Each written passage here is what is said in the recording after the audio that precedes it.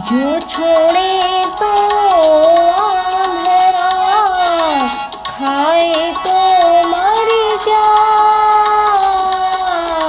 जो छोड़े तो आंधरा, खाए तो मर जाए। ऐसे संग छछूंदरी, दो भांति पछताए कबीरा, दो भांति पछताए। संत कबीर कबीरदास जी कह रहे हैं, पकड़े हुए छछूंदर को यदि सर्प छोड़ दे तो अंधा हो जाए और खा ले तो मर जाए। ऐसे कुसंगियों से प्रेम कर लेने के पश्चात उन्हें छोड़ने पर वे वैरी बन जाएंगे और उनकी संगत बनाए रखने पर अपना पतन होगा। अतः कुसंगत करने पर दोनों प्रकार से पश्चाताप करना पड़ता है। साधु संगत परिहरे, करें विषय का संग। साधु संगत परिहरे, करें विषय का संग। कूप खनि जल बावरे, त्याग दिया जल गंग कबीरा, त्याग दिया जल गंग। संतों की संगत त्याग कर सुख प्राप्ति के लिए जो विषयी लोगों की संगत करता है, वह पगला निर्यत्न प्राप्त गंगा जल को त्याग कर जल के लिए क्षण ही में कुआं खोदता है। कुआं खोदने से तत्काल नहीं तो विलंब में ही सही कभी न कभी जल मिल सकता है, परंतु विषय या विषयी लोगों की संगत से कल्याण सुख तो नहीं मिलता बल्कि पतन हो जाता है। लकड़ी जल डूबे नहीं, कहो कहाँ की प्रीत। लकड़ी जल डूबे नहीं, कहो कहाँ की प्रीत।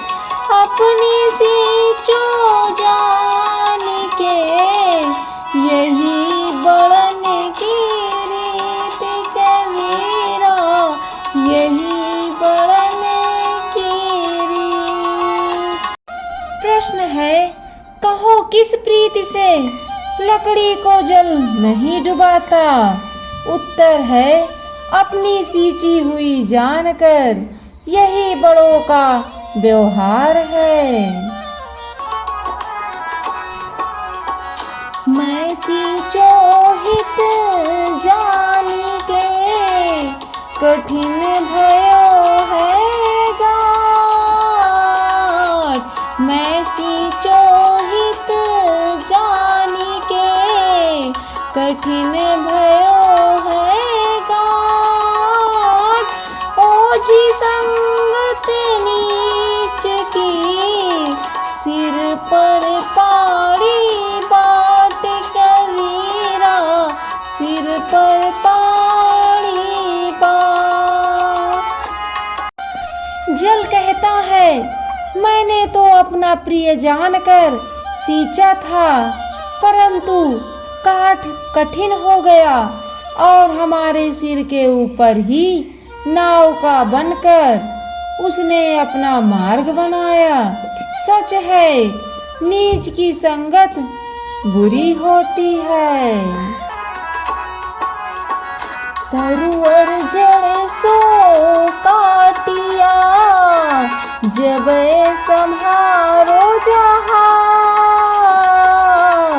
तरुवर जड़ सो काटिया, जब संभारो जहाज, तारे पर बोरे नहीं, बाह गए की लाज कबीरा, बाह गए की लाज। लोग वृक्ष को जड़ से काट डालते हैं, परंतु उस वृक्ष की लकड़ी का जब जहाज बन जाता है, तब वह काटने वाले को नदी समुद्र से तारता ही है। शत्रु मानकर डुबाता नहीं, सच है। बड़े लोग बाह पकड़ने की लज्जा करते हैं, यहाँ वृक्ष से उत्तम गुण लिया गया है। संत सुर सरी गंग जल, आनि पखारा, संत सुर सरी गंग जल, आनि पखारा, मैल से निर्मल भय, साधु जन के संग कबीरा, साधु जन के संग। संत जन सुरसरी एवं गंगा जल हैं, उसमें जिज्ञासु जन आकर अपने अंग पखारते हैं। संतों की संगत में लोग पापी से पुण्यात्मा हो जाते हैं।